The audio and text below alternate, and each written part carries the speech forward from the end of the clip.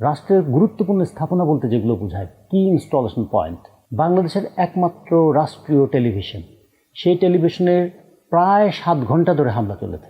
সেখানে কিন্তু আমরা কোনো প্রতিরক্ষা ব্যবস্থাটা দেখি নাই। সেই টেলিভিশন সেন্টারের একটু পাশেই, যেখানে কানাডিয়ান ইউনিভার্সিটি বলে, সেই ইউনিভার্সিটিতে আটকে পড়া পুলিশ সদস্যদের উদ্ধার করবার জন্য আমরা হেলিকপ্টার নিয়ে যেতে দেখেছি।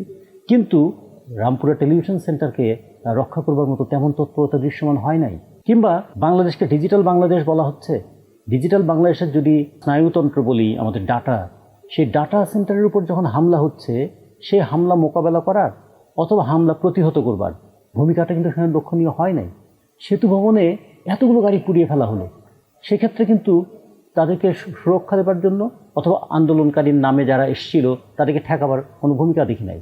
মেট্রো রেল, যাকে নিয়ে এত গর্ব করা হয়, সে মেট্রো রেলের উপর হামলা হলো, সেখানেও আমরা কোনো প্রতিরোধ আমরা দেখলাম না।